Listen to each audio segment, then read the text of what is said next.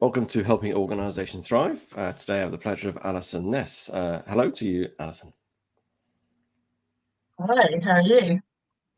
I'm very well. You're all the way in New Zealand and I'm in the UK. And just to say to everybody, you are a global people change and culture consultant who specialises in change leadership, helping leaders confidently lead themselves and their teams through significant change and transformation. And today we're going to be exploring the idea of disruptions, and we've had many disruptions the last few years, but rather than just seeing it as just change or transformation, are these the new norm now in today's business environment? But before we get into that, Addison, I'd like to ask you, what do you love about what you do? Well, what I love most about what I do, it centers on people. During times of change, whether they are small change or big change, people naturally look to leaders for direction. And that really stems from that notion of followership. And what I've observed and witnessed and experienced over time is that leaders often react impulsively to change rather than responding proactively, and tend to treat it as a one-time project instead of an ongoing process. And we talked just before we came on around just how change has changed over time, and it's now much more of a day-to-day relationship and activity. And so that ongoing process really demands much more conscious or presence and continuous change leadership. So it's not a one-time factor. It's not well, it's done and now I can move on.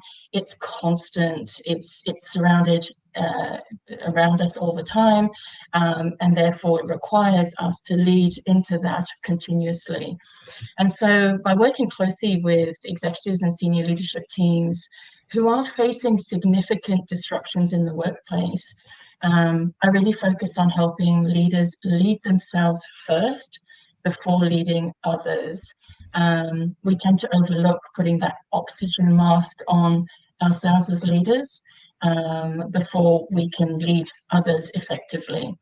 And why I'm passionate about that is that this really enhances leadership credibility. So going back to that followership notion, really refines their change management practices so they're able to do it regardless of whether it's a project or within a BAU construct, and really improves teams' change experiences. So moves away from this notion of it's a process.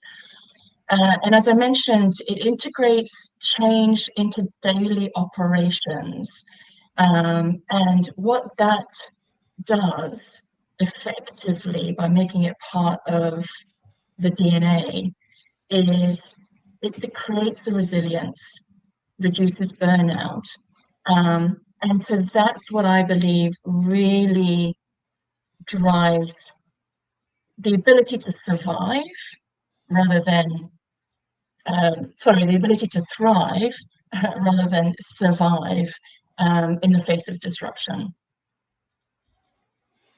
We're talking about change and disruption, and we've had many changes, certainly significant changes over the last 4 or 5 years. We've all experienced that. And I remember many years ago, somebody kept saying, "Oh, change is here to stay," and a little cliche thing, but it really is now. It's something that it is a constant thing, and can be quite challenging. And so, how does this, I suppose, constant state of disruption, change, whether that's economic, whether that's pandemic, whether that's talent recruitment, or whatever it may be, differ from almost what we call the traditional notions of change or transformations in organizations? Yeah, I think we were talking about it earlier on in terms of just the disruptive nature. We were just talking before this call around, I believe in New Zealand we are right in the guts of economic challenge at the moment, which I believe in the UK you're a little bit more advanced, more forward, more advanced in that regard, in that journey. And we were talking about how people were still feeling uh, kind of apprehensive of what the future holds. And I think it goes back to that point of it's been layer upon layer, quite significant change. And I think what we mean by disruption versus change is first and foremost the layering of that kind of cumulative or additional change after change after change means a couple of things. One is that change is no longer finite. In the more traditional ways of thinking, if a change happened, it had a beginning and an end.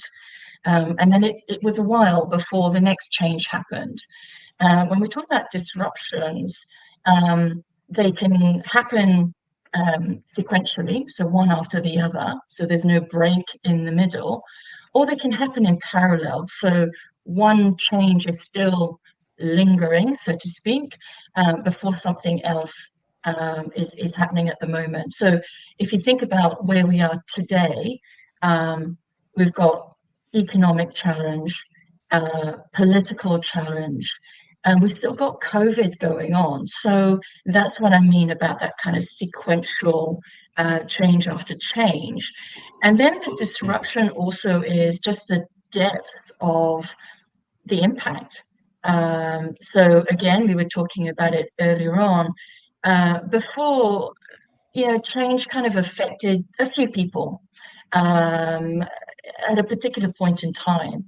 Now, disruption, it's affecting everybody in some shape or form. No one is unaffected by the disruptions that are happening to the economy, to the politics, with COVID. And even if in those examples, only a few are really, really impacted, actually, because the world has got smaller and we are so much more networked, that impact, that effect can have a ripple effect to everybody else. There's not one person that you and I don't know that hasn't been affected by one or all of those events, those disruptions. And if you translate that into the workplace, that's exactly the same concept, so to speak. So in an organizational context, you're not dealing with a small change. And what I mean by that is by size and by numbers. You're not dealing with restructures that has a finite start and end. But you're also not dealing with transformations. Transformations have a much longer journey. Because of the cultural change with transformation, it can take 2 to 3 years, whereas disruptions are much more kind of explosive, they're much more emotional, they're much more impactful. And that's what we're dealing with. It's multifaceted. That's what we're dealing with every day, whether it's at home or in the workplace. You can't separate them. And that's what disruption is, and that's why it differs from the more traditional reference of change and transformation. All three terms are still relevant, they just have a different nuance, a different meaning. Yeah, and as you say, change now, it's not just in a business context or a work context, it's in a personal context as well. It's affecting everything. I'm just thinking of a leader now, and leaders who are listening to this, who have been navigating the last number of years and almost feeling possibly worn out, overwhelmed, and just, oh my goodness, another thing to impact me. And so how can we give them some thoughts or advice on how to sort of help them, I suppose, mentally, mindset, whatever it may be, to sort of keep going? Because as you say, there's no sort of, oh, we've sorted this change out, we've sorted COVID out, we've sorted this out. It's not. There's this, as I say, multi-layers, and it's consistently going on, and things that we thought were okay are continually still changing. And I think that can be quite overwhelming, can't it? Absolutely. And I think the biggest challenge for leaders, again, based on observations and just conversations that I've been having with leaders within different organizations, is that the recurring theme is that not only is this nature of change, the disruptive nature, different, but they're having to continue with BAU. So running the business, keeping the lights on, they're having to also do that. So from a leadership perspective, it's not, well, there are very few who are in a fortunate position where they are kind of seconded, or they are kind of ring fenced to, we just want you to manage this change and lead it out. They've got, in most cases, leaders have to do that in addition to running their function, their business, as well as managing all the different dynamics that we now have with teams, whether they be different geographical locations, more flexible ways of working, whatever it might be. So they've got to handle all those different spinning plates, and those plates in itself are not small by any account. And so the recurring theme is that overwhelm, and it's really interesting. Again, going back to traditional change management approaches, it was more about the sense of loss that people went through change. Now, whilst that still is the case, actually the number one emotion is that sense of overwhelm. And I was running a workshop last week with some senior leaders and the executive as part of that leadership team. And I asked them around how they were feeling, which isn't often a question that we ask. And in that conversation, the sentiment around overwhelm was strong. But it was, back to a bit what you said before, it was this point around, I don't know if I can keep going. I don't know if I've got enough energy in the tank. And it's not because I'm resisting it. It's just because I don't know what more I can do and how I can do it. And so that's where we need to shift the way the more traditional approaches, which is people resist change. I think it's more about people are so overwhelmed and that their energy levels are reducing.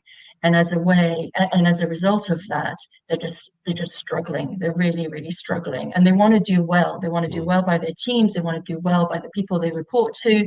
They want to do well by the work that they do. Everyone who comes to work is trying to do the best that they can. And so in the work that I do, it's around empowering the leaders. And there's a number of ways that we look to do that. In a lot of cases, and this is what I mean about that project construct, the project construct of which some leaders are involved in provides them with the scaffolding to manage a change process.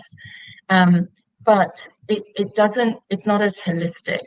And it doesn't really teach the leader to fish, basically, so that they can apply it and integrate it into their BAU processes and activities, into their daily rhythms.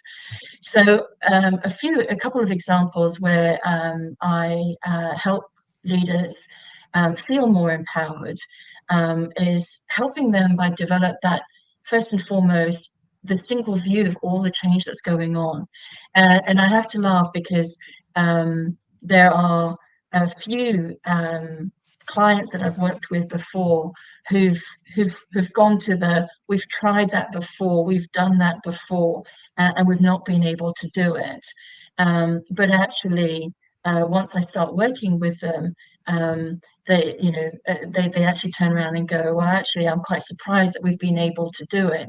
And the secret ingredient there is being able to look at it from three different lenses.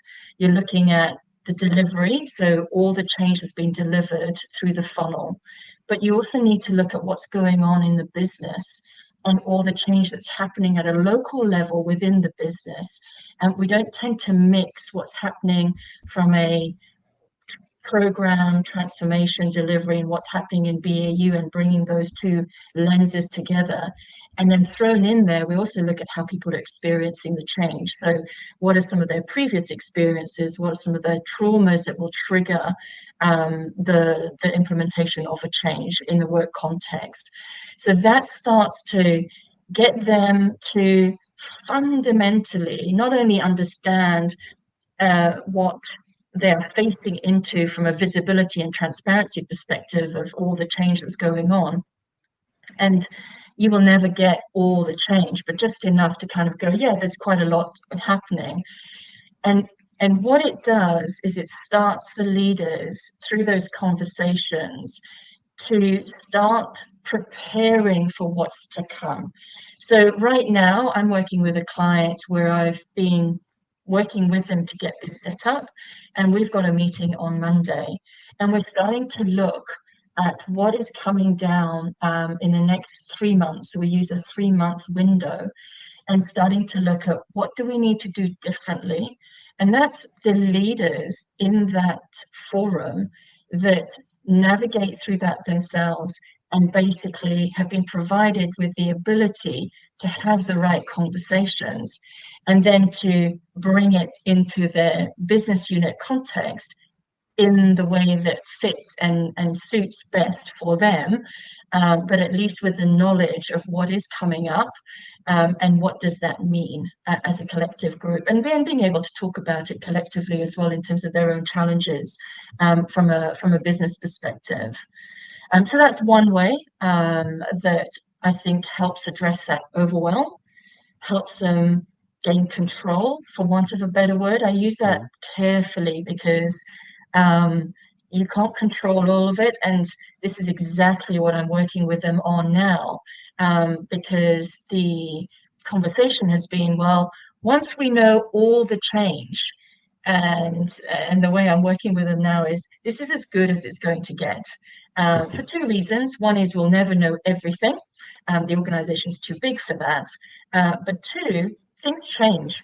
And so what I'm practicing with them is how do you adapt to new information coming in rather than expecting it to be set in stone and complete. And so just applying a bit of flexibility as well as understanding how do they prepare themselves for it. And also that control piece, isn't it? Because obviously when people go through processes and systems and they get a plan together and they get very excited and think, right, we've got it all sorted. And that's the point when you haven't got never have it all sorted, because things will change, things will move, things won't happen, other things will come in that you never even thought of or weren't even aware of or weren't even happening at that point. And I think it's being mindful of that what you can control, and sometimes it can be very short term, and unfortunately very short term in terms of how you do that. Now with this overwhelm, that does take a toll on a leader in terms of their well-being, and that in terms of it's exhausting and can be really. So Yeah. how do we? What conversations are you having to help sort of maintain that sort of well-being, effectiveness, while they're sort of guiding their teams and leading their organizations through this sort of constant sort of change and disruption? Yeah, I think the conversations that I'm having and some of the workshops that I'm running with the leaders facing into that, my biggest learning is that whilst some, not all, are supported by leadership programs, development programs that talk into change and how do they see change as a constant, adapt to change, all of those good things. What they are finding of value is the ability to have space. So I've created the space for them to come together, which they, they, they do get going to leadership development programs, so to speak, but actually these are interactive spaces where it's about getting them together to talk about their change experiences rather than about learning about what is change and what, how to maneuver through change. So this is focused on their change experiences.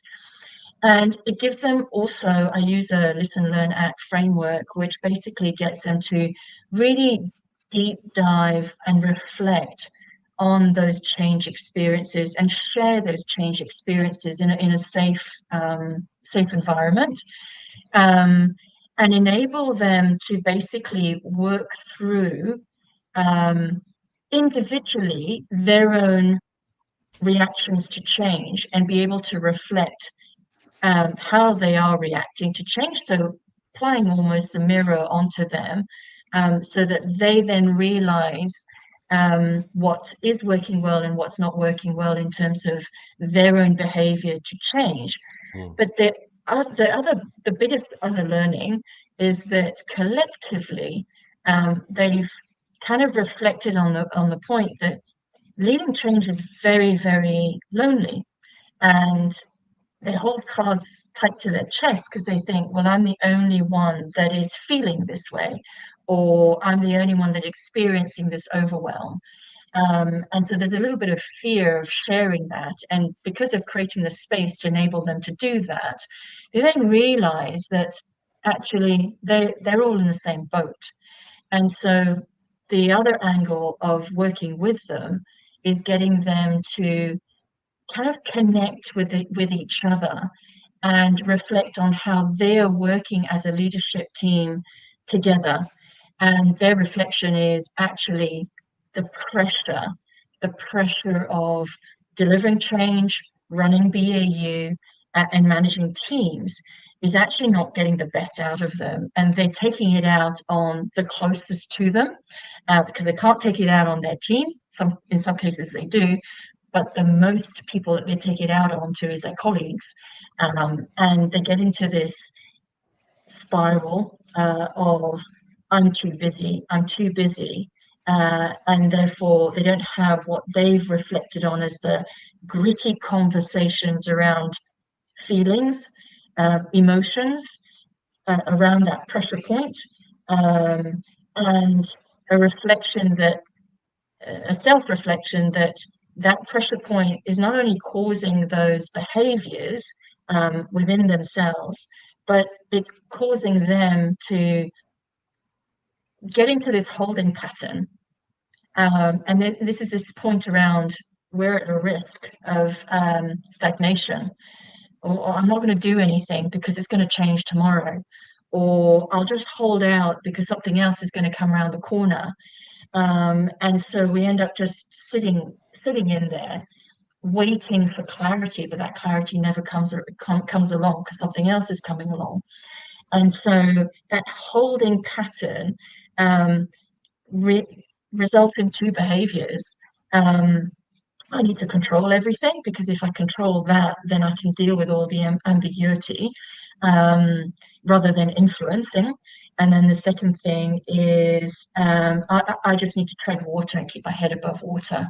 And that's all I need to focus on, rather than what can I do to move forward positively, either as an individual through that self-reflection or as a collective group, so that we're able to move ourselves forward, and then that has a ripple effect onto the team members.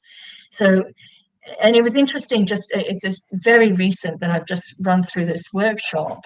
And I must admit, going in, I was a little bit nervous, and I was very open with them. Nervous because they not because I didn't know them. That comes with the trick of the trade. Some people I know, some people I don't know, and you just run these workshops. But it was probably the first time that there were some additional changes that were happening in the organization that, from a sustainability perspective, had a question mark. Whereas in previous workshops, they are teams that have been there for a long time, and they are teams that are going to be there for forever. There's no further change in the horizon. And the biggest learning collectively through that exercise was actually that doesn't prevent still the space to have the conversation, the ability to to feel empowered to then move forward with some action planning around, well, what can we take forward regardless of what additional changes are coming through, because regardless of those changes, that overwhelm will still exist. So how do you focus on the actions that are going to address that overwhelm rather than on future changes that may change the makeup of that leadership team, if that makes sense?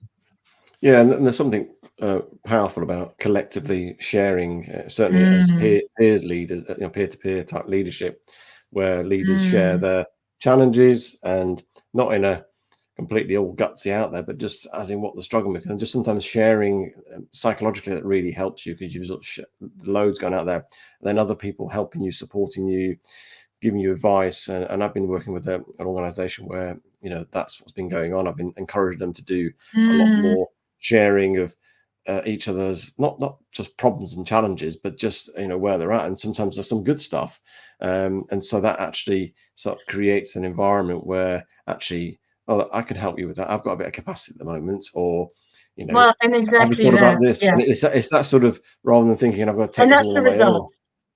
Yeah, Yeah. exactly. And that's the result that happened. Not only did you see people start, actually, I was quite surprised, and it's the kind of a few times I've been surprised in different workshops with different clients where they go really deep, and something in the conversation, something in the facilitation, just kind of just enable them to go really deep. And what has been beautiful to watch, it's just the fact that there is pure empathy from people.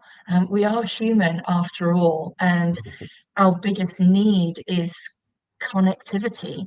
And if you think about COVID, that was, that highlighted it. If you think about all the conversations we're having around AI, that's the power of us being human. And these situations, these workshops, this ability to help leaders do this, actually has created the ability for them to just go, you know what, I crave for this connection, and I'm really thankful, even though I've got a really busy diary. And in fact, one of just recently, in a different workshop, one of the leaders came to me, and he is probably, like many, incredibly busy. And he came back to me and quietly said, you know what? I want to thank you for this. I came in not wanting to do this. I came in going, I don't have the time for this. When actually now I would love you to help do this with my own team, so his direct reports. And then they said, and the second thing was, there was a light bulb moment in there, because somebody in the session said, well, I've got some capacity, and I can help you with this. And all of a sudden they started talking about how might we. So it was just those light bulb moments which are pure gold, and it's beautiful to see, because it is about human connection. Yeah, but it's got to be built upon, obviously, trust, and people feel psychologically safe. They can share and be vulnerable, because there's a vulnerability with that, because you're sharing like, I'm really finding it difficult at the moment, or I'm struggling with this, or I've got this problem. And as a leader, you have this wrong mindset of thinking you need to know everything and have the answer to everything and be able to cope with everything. And I think it's that, certainly when leaders come together, or even in teams, is that vulnerability, or feel safe to say, actually, I'm finding this really hard at the moment.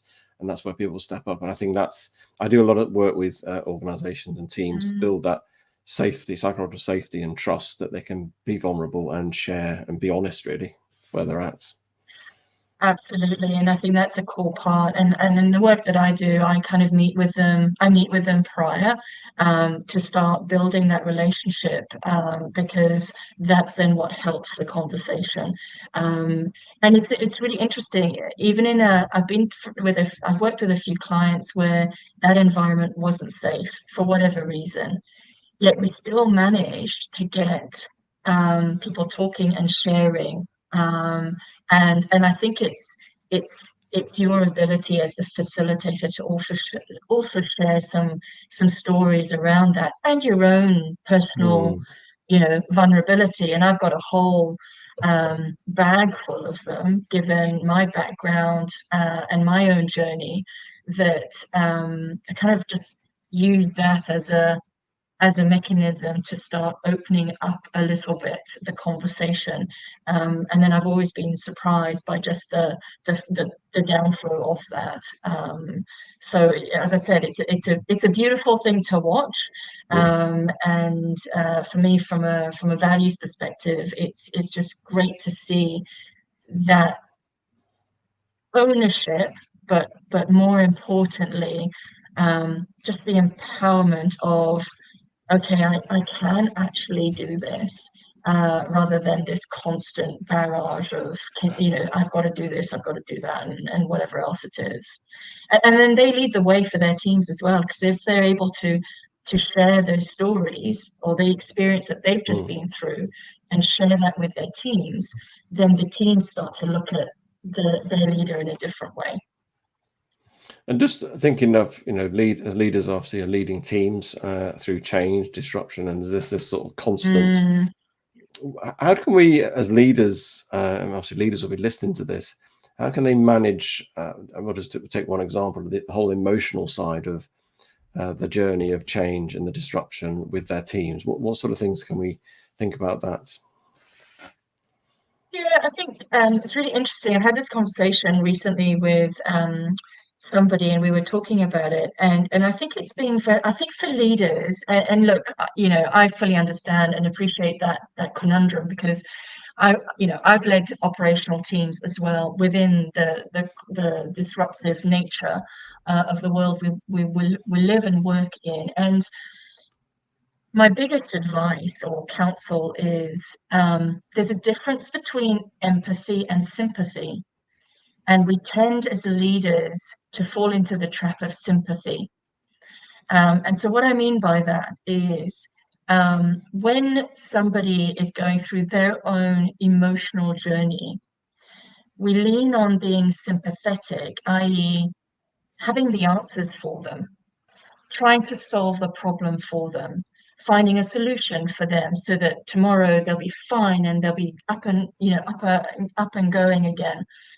When actually the role to play is being empathetic, listening, Mm, and I think just giving even the attention.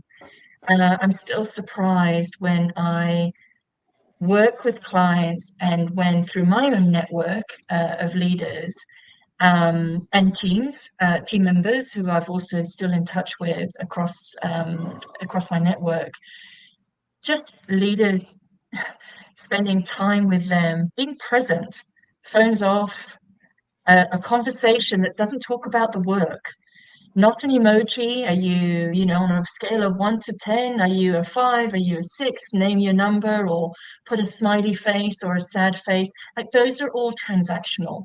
They're still good to do, and you do need to do it as part of your temperature check. Um, but a couple of things. One is just having the conversation that starts with, I just want to check in. How are you doing?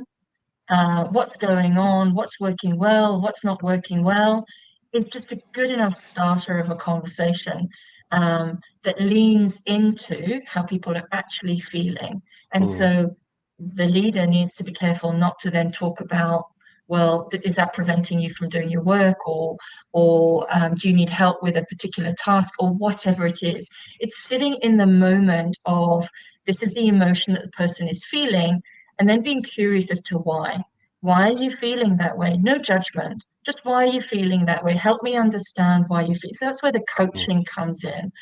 And then not going into that sympathy play. Well, here's how I would do it, or this is what you need to do, or let me help you solve for it. But rather than, I understand what you're going through, or I don't understand what you're going through, but I can only believe or understand what you're going through. So it's just being empathetic, and I'm here for you. That's all. I've got your back. And what would you like to do? Like, even if you just did that, a lot of people shy away from the emotions. And I've had this conversation with a few leaders.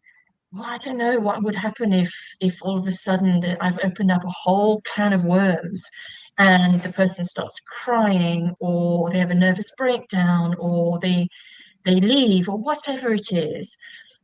And I've asked them the question that I will ask most leaders on this live stream.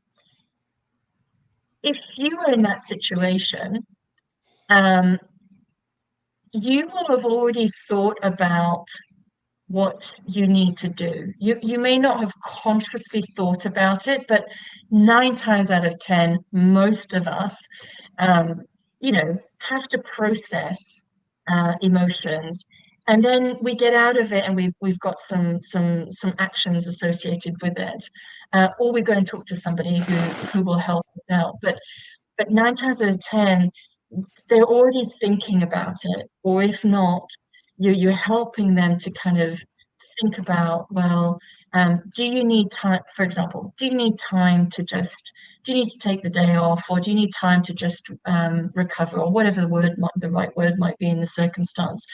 They'll already have an answer to that question.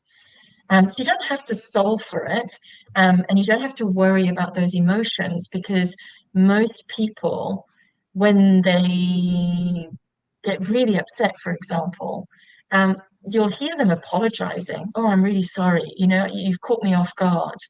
And so naturally, they will have something that's going to prevent them from kind of an avalanche of emotion. And so that's the question I've gone back to leaders, going, if you were ever to sit with someone who was going through an emotional state, they would be the same as a friend that is also going through an emotional state and needing your support. So why would you approach it differently just because it's a work context? You may not hug them if you choose not to. That's different in the work context, but you're still there for them, and it's the language. So I think people kind of fear the word emotion, feelings. When again, I go back to the same point, we're all human. And being able to share, well, I'm feeling this as well, actually just opens the door a little bit. So I think that's important for leaders not to forget. And I tell you what, from my own experience, personal experiences, and in working with leaders, you just let the door in a little bit. You'd be amazed. Leaders think that they need to have the information and show that they're not, that they're in control. Actually, when you show emotion, real emotion, genuine emotion, your team respects you more for that. I remember from a personal experience of where I was dealing with a lot of change as a leader, and dealing with BAU and a number of projects and what have you. And something had triggered me that day, and we were having a team meeting, and somebody just said to me, "Are you okay?" And I was like, "Yeah, I'm fine." And then I said, "Actually, I'm not." And you could just see the team kind of bracing themselves, their eyes kind of opened, because it's a bit like the air hostess, if I can call them that these days. Probably show my age now. If she's losing the plot, or the wheels are coming off the train on the train track, then all hell will break loose. And so I took a deep breath, and I said, well, actually, this is what's happened today, and I'm just feeling frustrated, angry, upset. And I used those words, and the team the relationship with the team changed after that. And then the team themselves kind of rallied around and said, what can we do to help? So they didn't judge me for that. They just said, what can I do to help? And if I use a non-personal example, a couple of years ago, I worked with a very senior executive, and same scenario. They were leading a transformation program across an organization, and all roads led to them as the CEO and as the executive team.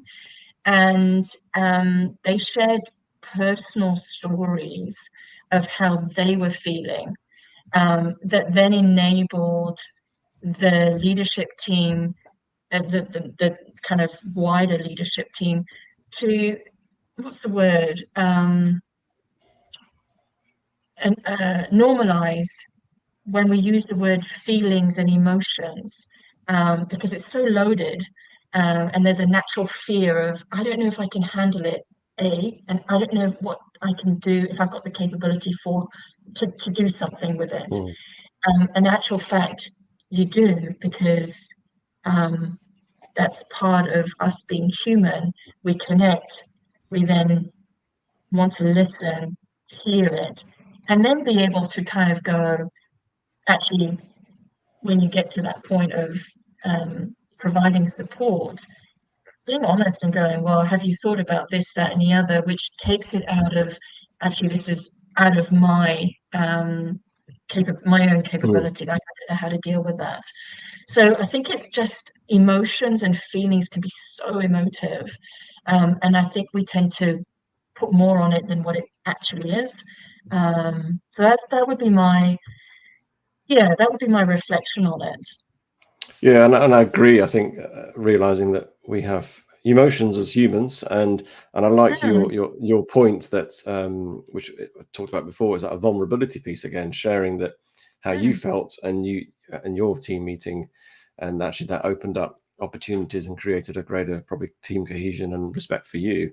I'd love to talk to you more, Allison, but I'd like to just and I thank you for your insights. Have been really, really helpful. I think people who are leading this organizations right now, there's some real gems within this conversation.